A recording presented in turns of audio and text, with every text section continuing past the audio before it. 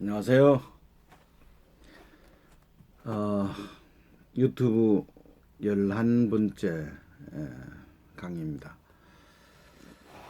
오늘은 마을 평생교육에 대해서 강의하려 합니다. 마을 평생교육은 얘기할 것이 좀 있어서 1, 2로 나눠서 11회에는 마을평생교육 1, 12번째에서는 마을평생교육 2 이렇게 나눠서 강의하도록 하겠습니다. 마을평생교육이라 하면 마을에서 평생교육을 한다 이런 개념이죠.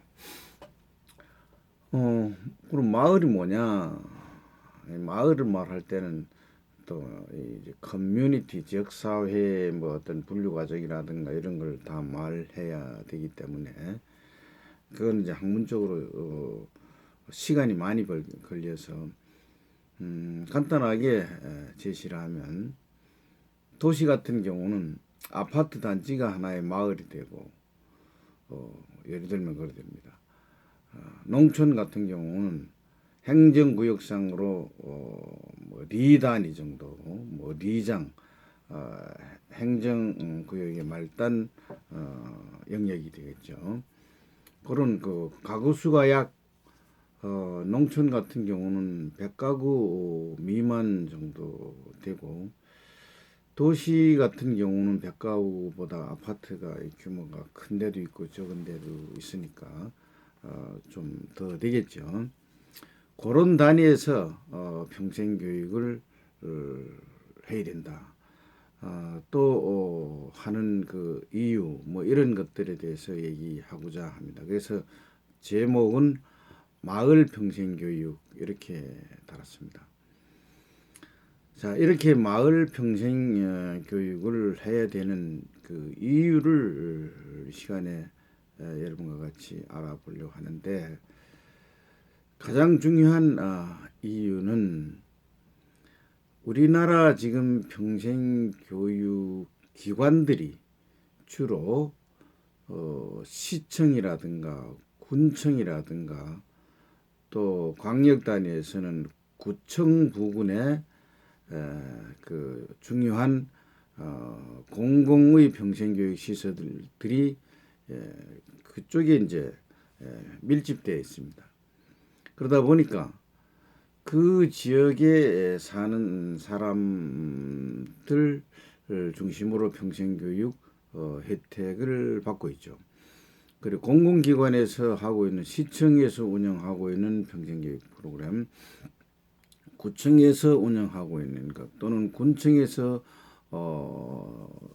국가 돈으로 또 지방 돈으로 지방 그 시청, 군청 또는 구청의 돈으로 운영하는 그런 어떤 모든 사람이 혜택이 갈 수 있도록 하는 그런 프로그램임에도 불구하고 그 군청, 시청, 구청 중심의 어떤 그 바운드리에서 평생교육 프로그램이 일어나다 보니까 그것도 낮 시간에는 주중에 일어나죠. 주중에 공무원 근무하는 시간대에 일어나다 보니까 그 주변에 있는 사람 또 그 시간대에 시간이 되는 사람 그 시간대에 나올 수 있는 사람만이 반복적으로 계속적으로 나오고 있는 것이 우리나라의 평생교육의 실태입니다. 그래서 배우는 사람은 계속 배워. 그 사람들이 주로 고소득 고학력자입니다. 그러다 보니까 이 평생교육이 갖고 있는 기본적인 그 이념과 가치가 학교 교육을 상대적으로 못 받은 사람들이 평생교육을 통해서 학교 교육을 많이 받은 사람들의 사무의 수준과 또 가치관 또 뭐 기술이라든가 이런 것을 업그레이드 시켜주는 역할을 하는데 이것이 거꾸로 되고 있다니. 학교에 못 간 사람들은 이 낮에 가서 일을 하니까 낮에 프로그램 운영되다 보니까 참여할 수 없고, 또 이제 학교 교육 못 받는 사람은 고령층이 많잖아요. 이 고령층들이 또 그런 프로그램에 참여하려다 보니까 이 고령층들은 예를 들어서 시, 뭐 군 이런 단위의 시장, 시청, 군청 요 부근에 사는 것보다 저 멀리 시청하고 군청하고 멀리 살고 있습니다. 그러다 보니까 그 사람들이 이 시청 또는 군청 부근에서 뭐 어떤 교육이 일어나는지, 어떤 프로그램이 있는 건지, 평생교육이 뭔지도 모르고 지나는 것이 우리 지금 현실입니다. 그래서 우리나라가 OECD 국가 중에서 평생교육 참여율이 상당히 낮죠. 그리고 이 평가하는 방법, 소위 이제 계산하는 방법이 틀려서 이 중복적으로 막 계산돼 나가는데 약 30%에 35%라고 하는데, 제가 볼 때는 오전에 나온 사람이 오후에 나오면 두 사람으로 취급돼 가지고 막 그 비율이 많이 올라가 있다라고 봅니다. 그래서 실제 평생교육 혜택을 프로그램화되어 있는 공공기관에서 체계화된 프로그램의 혜택을 얻는 사람들은 20% 미만이라고 봅니다. 그렇게 봤을 때 국가에서 소위 추구하고자 하는 평생교육 이념과 가치가 많이 이제 퇴색되겠죠. 그런 의미에서 이런 평생교육은 지금까지 하는 방법에서 이제 소위 이제 시설 중심이라는 것은 중심지에 있는 시장, 시청 근처에 있는 군청 근처에 있는 구청 근처에 있는 그런 어떤 그 지역이 중심지니까, 그런 중심지에서 벗어나서 그것을 하지 말라는 얘기 아니라, 그것도 지역 사람들이 있으니까 모든 사람들이 균등하게, 우리나라 평생교육법 제4조에 평생교육 이념이 나와 있죠. 거기에 보면 국가와 지방자치단체는 모든 국민이 균등하게 평생교육 혜택을 받도록 해야 된다, 이렇게 명시되어 있어요. 그래서 명시되어 있는 그런 어떤 근거와 또 그렇게 해야 되겠죠. 그런 것을 실현시키기 위해서는 이것은 접근성도 있고, 또 시간적 그 여유도 낼 수가 있고, 또 친근감을 가질 수 있는 자기 이 마을, 아까 얘기한 자기가 살고 있는 아파트 또는 그 농촌 같은 경우는 자기가 살고 있는 그 리 단위에 가면 마을회관 뭐 이런 것도 있잖아요. 그것도 경로당도 있고, 이런 데서 프로그램을 하면 많은 사람들이, 특히 소외계층들이 참여할 수 있는 기회가 높아진다라고 볼 수가 있습니다. 그래서 평생교육 이념과 가치를 실현할 수 있다. 그래서 이분들이 참여하지 못하는 고령층 또는 저학력층, 또 특히 우리 장애인 평생교육도 평생교육법에 들어와 있죠. 이분들이 참여하지 못하는 그 이유는 조금 전에 말씀드린 바와 같이 제가 멀리서 있다 보니까, 지리적으로 이제 거리가 멀다 보니까 접근성, 찾아오기가 힘이 들어요.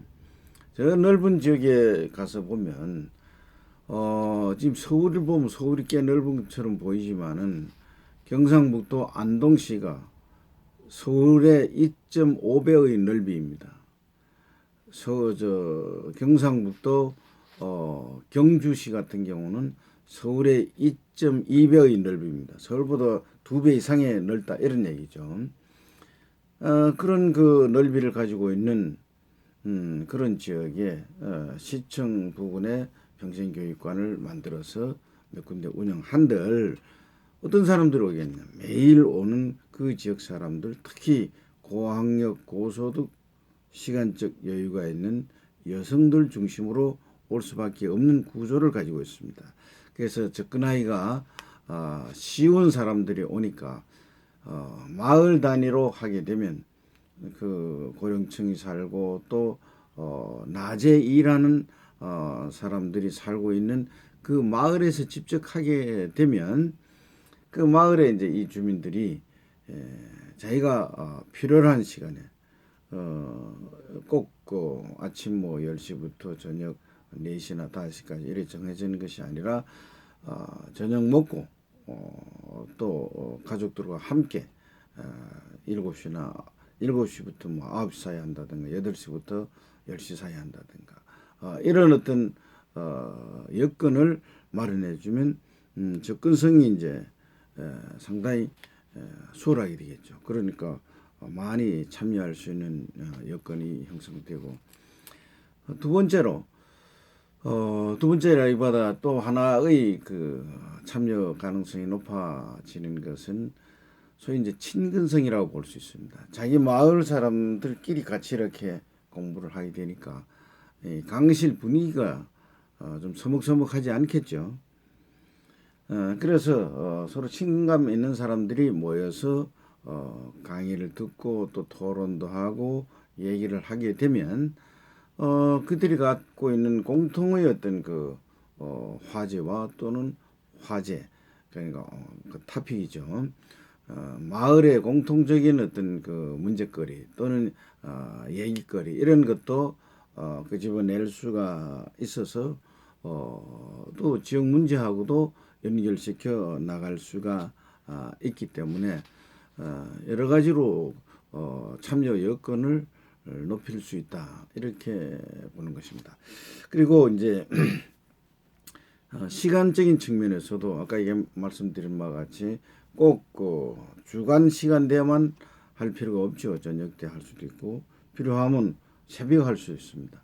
또 일요일에 할 수도 있고 공휴일에 할 수도 있고 그들이 주민들이 시간 나는 대로 모여서 하게 됨으로써 마을 주민들이 보다 쉽게 프로그램에 참여할 수 있어서 평생교육 기회를 많이 얻게 된다. 그런 프로그램을 통해서 삶의 질이 높아지고 새로운 정보를 얻게 되고 또 사람도 만나게 됨으로써 소위 평생교육 자체의 어떤 그 목적도 달성할 수 있지만 부수적인 목적도 달성해 나갈 수 있다라고 봅니다. 감사합니다.